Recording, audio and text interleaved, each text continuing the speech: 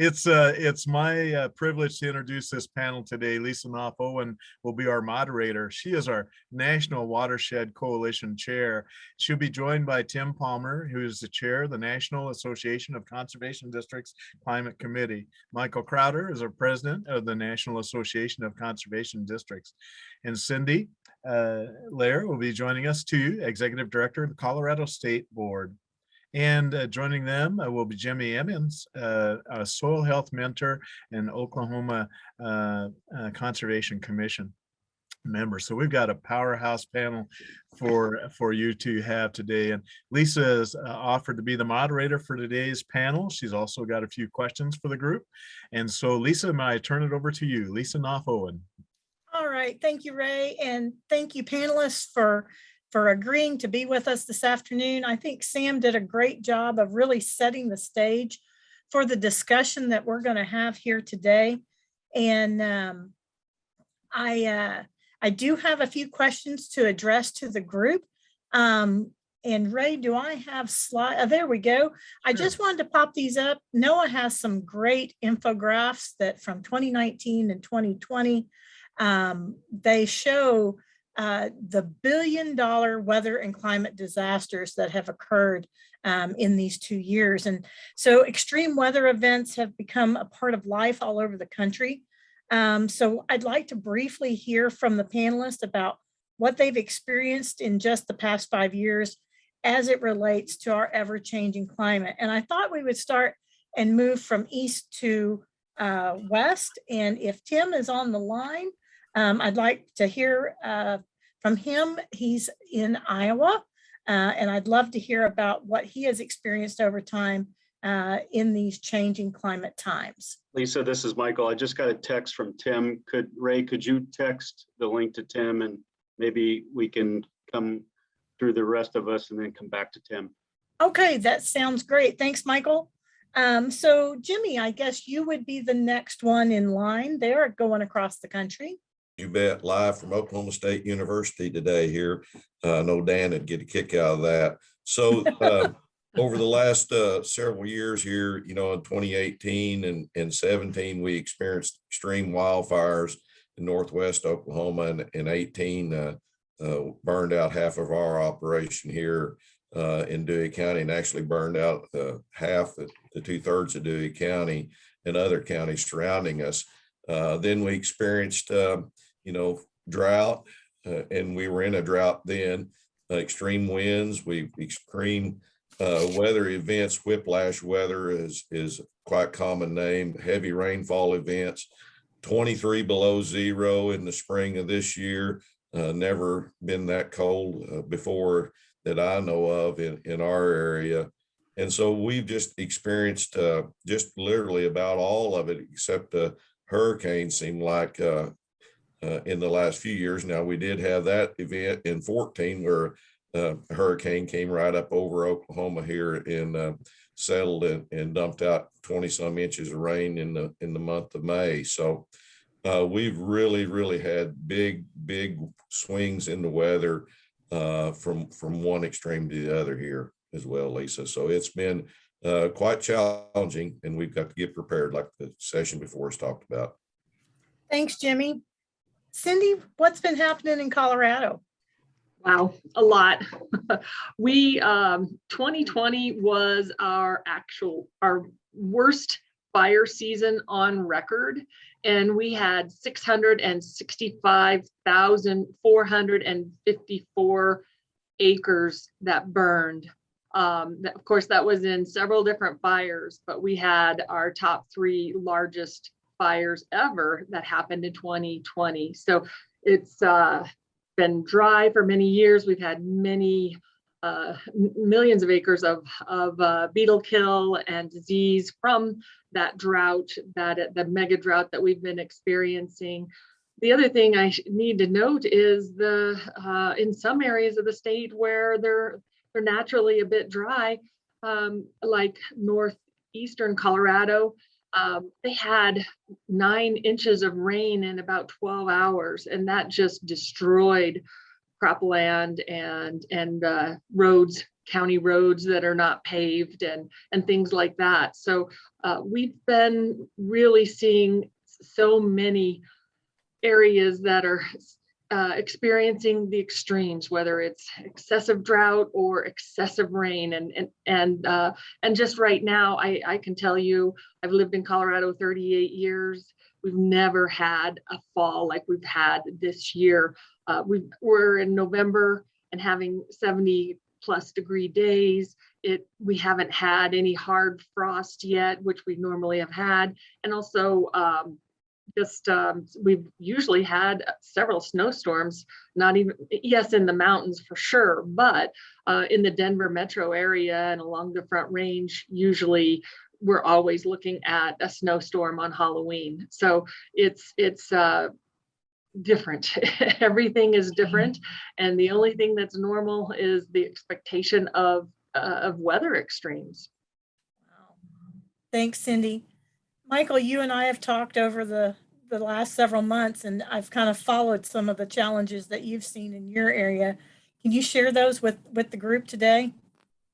Yeah, Lisa, I am from West Richland, Washington State, and it's an arid area. When most people think of Seattle or Washington, they think of Seattle and coffee and evergreens and lots of rain. I can assure you, most of the state is not like that. When you come over the mountains in eastern Washington, it's a very dry area. I live in a 6 to 8 inch normal rainfall zone. And from February until October, we had 1/4 inch of rain this year. We had multiple days of over 118, and we had our record high of 122. So 5 days in a row, eastern Washington had higher temperatures than Las Vegas has ever recorded. So that's not, most people don't think of that being that hot and dry up there. But what I can tell you is that I live in fear every day of wildfire when you have that intense dry tumbleweeds and sagebrush, and it's so dry there. We generally don't have a lot of trees unless they're irrigated. So wildfires can move at an incredibly fast rate. So it's terrifying. And I feel for Jimmy. I live that every day on the ranch. So climate change is here. It's real. We can debate on what causes it and what we can do about it, but it is certainly real when you have less than 2 inches of rain in a year. So tough year with being hot and dry. The cattle producers are really going to struggle with, they didn't have a lot of grass to start with this summer, and hay is incredibly expensive already. So it affects all farmers' bottom line. So Ray, have you had luck with Tim being able to get to join us? We're still working on it for sure. I've got the phone going. I got all my computers tied up, and he should be on. Let's see if we've got him on. Tim? Okay. Tim, did you join us? I did. There you Awesome. are, Tim. All right. Great, Tim. Just had to turn everything on. There we go. Awesome. Thanks, Tim. We were just talking very briefly. If you could give us a little bit of what you've experienced with climate change in the Iowa area over the last several years. Oh yeah, and I've been listening on the webinar. I just couldn't get away from it. So I've been on here for most of the last hour. Good deal. Anyway, no, it's been so variable. The last 5 years, even within the year, we had a dry April, mid-May, it turned wet. It was wet all through June. Then it just dried up, and that's just in my part of the state. Then we started getting a little bit of rain later on, but the disease had already set in from the variability in the crops. But that's just this year, and that seems to be nearly every year we have the swings back and forth from wet spells to dry spells. We're not showing right now that we're in a drought in this part of the state. It's really reduced. It's real mild drought up in the northeast corner. I'm going to say mild drought, but I walked across the river yesterday fixing a water gap, and it's it's just ankle deep.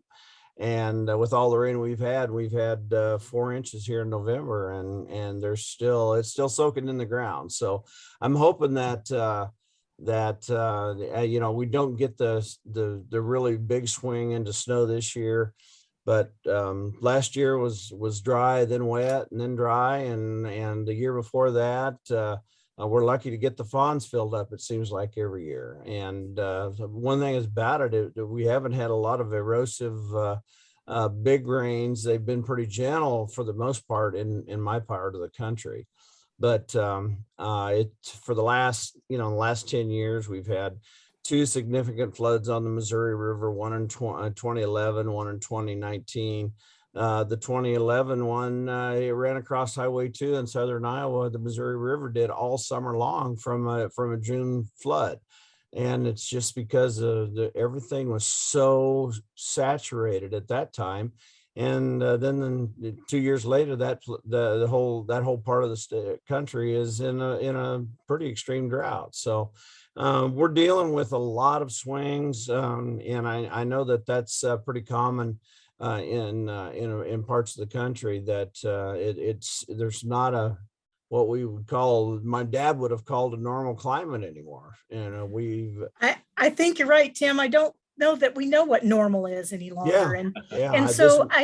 I was thrilled when Michael became president, that one of the first things that he stepped forward with was establishing the Climate Action Task Force, which is where all of you and why you all are on this panel today. And wanted to ask Michael to tell us a little bit about the goals and objectives of what you had in mind when you formed that task force, and then turn it over to Tim to talk a little bit about what the key issues have been identified by the task force so far to date. So how that came to be, Lisa, was in the months leading up to NACD's meeting in February, our 2021 meeting. I was putting the final touches on what my priorities would be as president. And it became obvious that climate change and climate smart agriculture and carbon markets, they were going to be in the forefront of the importance in the near future. Unknown to me at the time, they were going to come to the forefront immediately, and it became the issue that everybody talked about. And that early on, that wasn't expected to be that quick. And I can tell you, I know enough about climate smart agriculture and carbon markets to be dangerous. I'm not an expert on it. So I'm smart enough to know that I want to surround myself with smart people and help advise me in NACD leadership. So I had talked to Tim Palmer. He was on ESMC board, and everybody knows Jimmy and everybody respects Jimmy. And so they were some of the first 2 calls I made, and we tried to get tribal representatives and other representatives to advise NACD how we were going forward. And it took a little convincing for Tim to chair that, because it's not normal for a NACD president to do that. But I pushed really hard, and he gracefully accepted that and brought forward, and we brought Laura Wood Peterson on board and staffed it. Now we have a region representative from NACD, plus our advisors from outside of NACD, and couldn't be happier with the work they're doing and the direction they're taking us. So I appreciate Tim and Jimmy and Cindy on here doing that. And I'll turn it over to Tim to tell us where he took that from there. Okay, well, thanks for that introduction, Michael. And as we talked over the last right directly after Michael took over the reins at NACD, and he wanted to do this, and we talked a lot prior to that about what the effects of climate credits are going to be, and what how's that going to affect conservation districts. And being involved with ESMC, that'd be the Ecosystem Services Market Consortium, for 3 years or so, and Jimmy, even ahead of that, started in Oklahoma. Started with grazing as a carbon storage program. What can we do better as livestock producers to control runoff, to better the water quality, and maybe get into the market of climate credits for that, with that carbon especially. But knowing that conservation districts had to be the center of this, and that's been my goal from day one, being involved, is that conservation districts and our partners at the local level are the ones that are there and have been there, that understand the relationship between rainfall and drought, and having too much water, not having enough water, and what soil health can do to help be a big part of that. And this is a picture that Jimmy showed us. I think we were in Oklahoma when that rainfall happened, weren't we, down there at the Noble complex? And so anyway, looking at the members, if you would go back to the screen, the member screen, just looking at that, and I hope you all can see that. Cindy's been on there from the beginning. Jimmy's been on there. There's several that are probably here without seeing them, your attendee list, but it's really a cross section of conservation districts outreach and effect, and that's what we were looking for. How can we make sure that we're bringing the partners in that affect what we do at a local level based on local concerns, and bring that to the table so that we can talk about that in a group setting, and understand what's important in one conservation district can also be important in another, especially when it comes to promoting climate credits. And how can we do that as as just a part of what we've been doing? We didn't have to relearn anything to start talking about climate credits or anything like that as conservation districts, because if we were doing the best we could with controlling soil, we're controlling water, and we're improving runoff. Our conservation measures that we use are PL 566 structures, and even those that aren't part of an organized PL 566 system are still water management tools. And the more of those that we have on the landscape, the better the recharge is for underground aquifers, and controlling the runoff on the surface, so that we reduce the incidence of flooding. So you can see on the list here that we did have a great cross section, a lot of overwhelming talent on here. For me, it's just glad to have them, and glad that we've been able to have the conversations for 9 months now of what this means to this group, based on a center pivot, and that's conservation districts and what we do locally. And one of the things that's probably going to be more universal than any is managing forests, private land forestry, and as we look forward, how can we manage that as a way to reduce fire, to complete the circle of carbon sequestration. So those are the kinds of things we've been talking about, and I know that once we get into the conversation here a little bit more, we could talk about individual items that we've discovered as we've talked about this. Thanks, Tim. So my next question I'm going to address to Jimmy.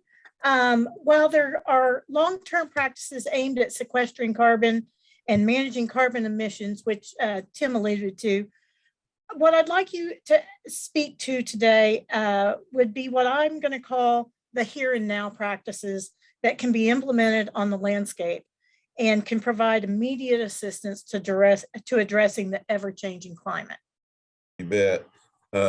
So, if you apply the 5 soil health principles and you really start practicing good conservation on the ground, good grazing management, good cover crop, good crop rotation, you can start adding water infiltration rates. 10 years ago, my farm was at a 1/2 inch per hour. we're anywhere from 6 to 10 inches an hour now, what we can take in and hold. And if you look at this picture right here, this is Russ Jackson. I've been working with Russ the past several years in Mountain View, Oklahoma. We were there the day before this rainfall event with Noble Research and measured water infiltration on the left. And at 6 inches an hour, Russ is a good program. He practices all the principles, and he had grazed this with cover crop.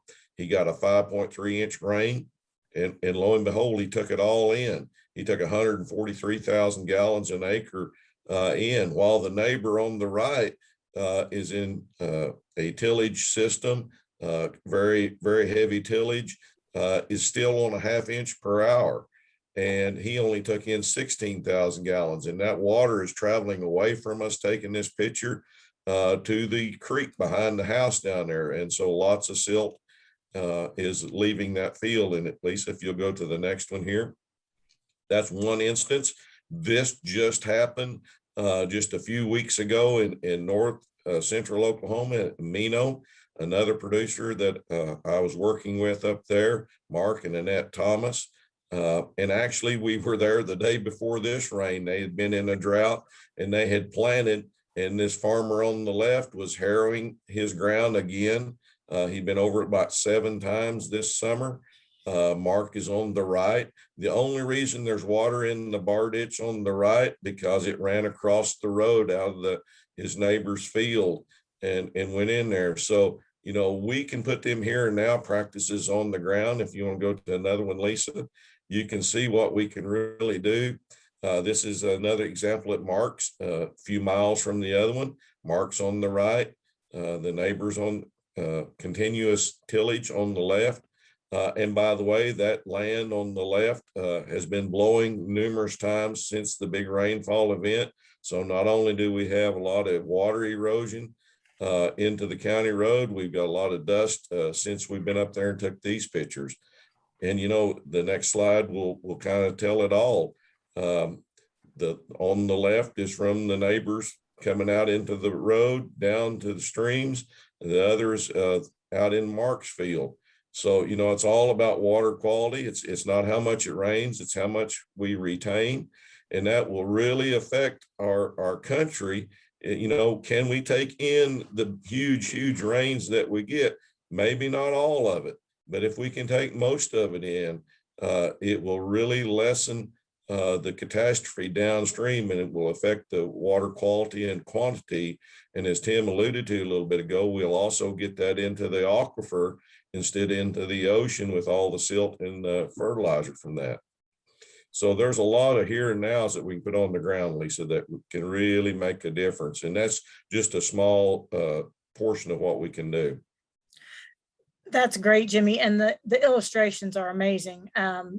The pictures are worth 1,000 words, I think. And so this kind of leads me into the meat of this discussion that I think most folks are here.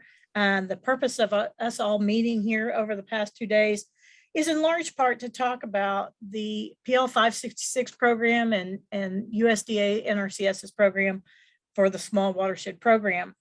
And so this session is no different. NRCS has a whole host of recommendations on their website about programs that will assist with addressing climate change. And Jimmy Bramblett alluded to a little bit about the PL 566 program and how it can be a part of that answer. Surprisingly, when I was doing a little research on what questions to pose to this panel, I went out to NRCS's website, and nowhere did I see in the climate smart portions of the website that the PL 566 program was listed as one of those programs that might be useful in addressing smart climate and climate change. So Cindy, I'm going to start with you and ask, how do you see the small watershed program being utilized to address climate change? Thank you, Lisa. I want to start out by saying I think it is one of the most critical programs that we have nationwide to be taking advantage of and doing everything we can to bring some of those older dilapidated structures back up to speed. Somebody said earlier today, or it was Kevin, hey, it's hard to build new dams anywhere in the country. And I echo that importance of, we need these structures, and in some cases they need to be maybe made larger to accommodate more water than what we'd had historically there. And in Colorado, we are spending so much money on climate resilience, and it's all a good thing, and I'm part of it, but it's multiple agencies that are working very hard on looking at what can we be doing in every sector for climate resilience. And I am talking to all these state agencies, and there's little to no knowledge of the watershed program, the PL 566 watershed program. And to me, it's one of the key players, key tools that we could be really grabbing onto and utilizing better than we have. I was looking at Kevin's maps up there and saying, oh my gosh, Colorado has so little to do with the watershed program. And it's kind of me and our state engineer at NRCS, John Andrews, great guy. But we really have to expand our awareness with our climate resilience employees and people that are working so hard on it and just know so little about it, about the program. So I'm going to echo the need that Brian Farkas expressed for more maintenance and help to those local dam sponsors, because we're in a position where our conservation districts that do own those structures that are sponsors, they have nothing to put into them, and we have the need, and many of them have become high priority, high hazard structures just because counties have allowed growth to happen all around them. And it just maybe call that poor planning, but we have a lot of work to do to bring ours back up to speed. And yes, I think these watershed dams and this program is a key, it's a cornerstone of our work in being ready and resilient to changing climate and all these weather extremes. And I'll leave it at that for now. Thanks, Cindy. That's some great words of advice. I think cornerstone's a great term to use for that program. So, Jimmy, where do you see the program fitting into addressing climate change? Well, it is the cornerstone of our controlling flooding. They were designed, 50 years ago, over 50 years ago.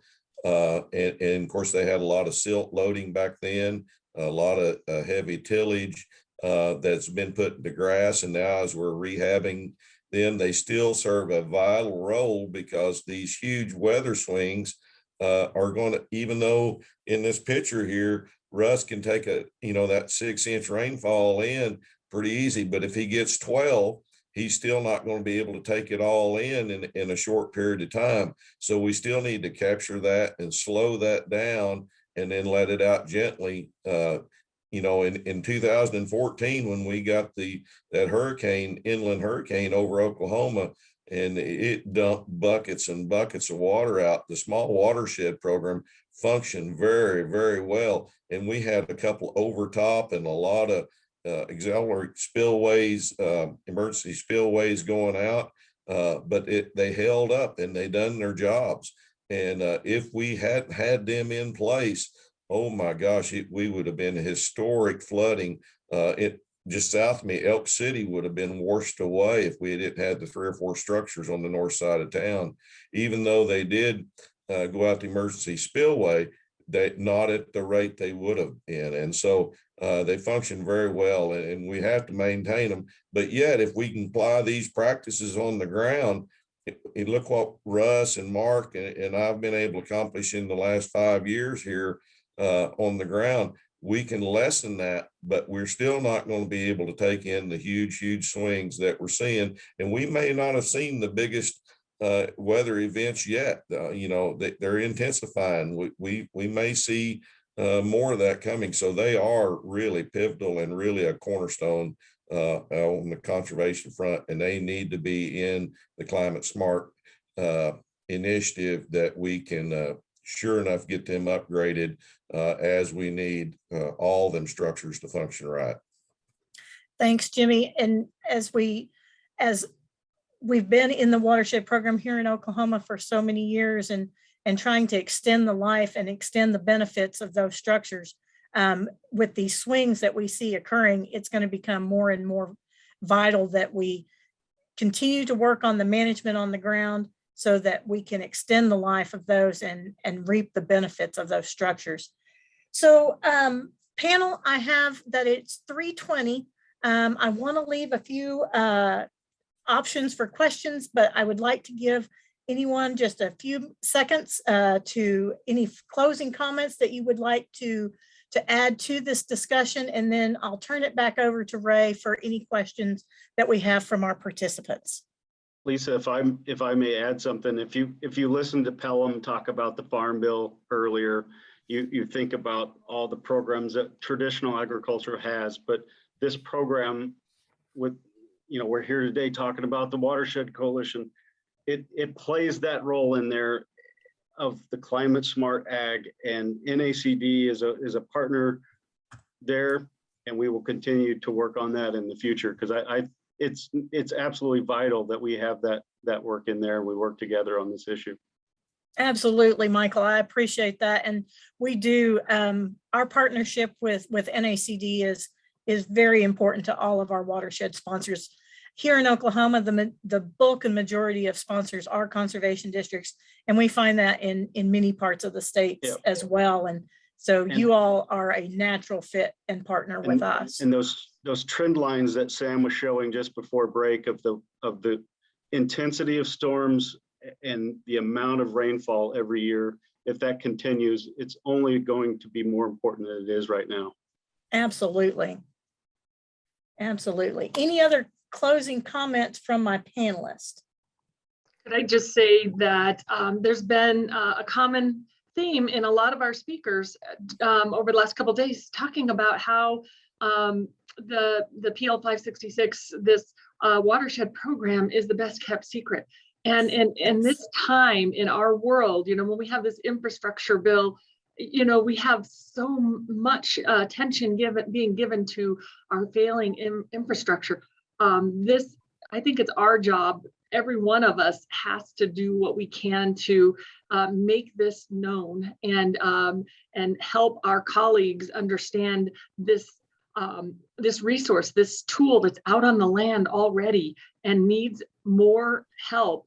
But it's going to continue to pay off in dividends like it has been for decades and even generations in some cases. So I'm just very passionate about making sure we're doing more in Colorado, because we haven't been doing enough. And so that's the feeling I wanted to leave with people, the urgency to spread the word and get more people to understand the meaning this program brings to our changing climate. The time is now, and we must speak up and we must step up, and we are. But the time is now. Seize the moment, just like they did when they built the first dam, and how many they built through the years in a very short period. The time's now.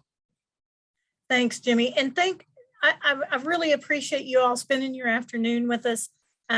We look forward to hearing more about the work coming out of the task force, and always consider the NWC folks as a partner with the work that you're doing, and anything that we can do to assist you all, we'd be more than happy to do that. So Ray, I'm going to turn the panel back to you. And if there are any questions that we need to answer or address. Thanks, Lisa. I've been watching the questions and answers that are coming in, and Dan had answered the one that we had come in. On a task force like this, such an important work that you do, the messaging is important. Jimmy, you just made a fabulous message there, right? The time is now. We got to get with it. Soil health principles are going to be important. Michael, you mentioned the work on the farm bill, following up on the other presentations we had today. What a wake up call that Sam gave us right before we did that with the data and whatnot, and showing us where we're at and where we're going. So if you had just a few words to say to America's land managers, what would those few words be? And this time I get to start with Lisa, because she was chairing and moderating and didn't get a chance to say a lot. So Lisa, if you had a chance to just message all the nation's land managers out there about climate and where we're headed right now and what we need to do, what would your message be? I think we need to look back and not repeat history. Yeah. From the dirty 30s to going forward. We need to learn from those issues, and we've got amazing technology now that can be applied for farmers and ranchers and land managers. The technology is there, the skills are there, the money is there to assist with applying practices on the ground. And so I think the more that we can work to get those solutions out there and get them applied to the landscape, we'll start addressing some of these climate issues quicker. And we need to, because it's not going to reverse itself unless we do. Right. Michael, you have the opportunity to get in front of a lot of microphones nowadays, right? In the news media, they're calling on you and several folks. What's your message on this one? What are you telling folks on climate, where we need to go? Well, on climate, I'm sitting in a hotel room in Kansas City right now at the Farm Broadcasters Association meeting. So we're going to be talking about this a lot over the next 24 hours. Yeah. But just at the 30,000 foot level, climate change is real. It's here. We have an administration and a Congress that just put a ton of money into infrastructure. That money has to be well used. We have to show Congress that that money can be well used. It saves lives. It saves soil. So many good things about it. And when you have partnerships like NACD, that we need to come together to Capitol Hill to make sure that funding is there and that all that work gets put on the ground. And the people that vote for that in Congress know what we're doing. We can't be a surprise. I'm quite frankly tired of hearing we're the best kept secret. We can't be the best kept secret. We have to be out in front. And that's my takeaway message, is that myself and everyone else on here has to be telling people that this is important. Wow, that was exactly what I was wondering about. Michael, thank you so much. And you represent in each one of you and in each one of the just south of 200 people that are on the annual meeting webinar today, a great deal of power, as Michael just mentioned. Talk with your organizations that you belong to, talk with your members of Congress, talk with your state legislators, your county commissioners, talk with your neighbor. Jimmy, you're such an inspiration. Jimmy and Tim and Michael, all of you are such an inspiration, because you're out there talking, working the farm, right? And you're still talking what we need to be doing. And we need to continue to do that in any venue we can. So the next meeting of whatever you go to, whether it's church or school or whatever, I'm trusting that you all are going to be talking about this. And just south of 200 folks are going to be talking about the importance of getting ready for this and doing it now. I think, Jimmy, didn't you say do it now? I did. Yeah, I did I mean that. And we are talking the talk and walking the walk. Yep. So we can do it. Folks, how can not quite sure, Lisa, how to thank you for moderating today's panel, for all of you to be a part of it, and Michael and Tim for taking the leadership and getting this wonderful group together, to work on this, the NACD Climate Committee. Thanks so much, folks. And we're going to move to our next presenter now.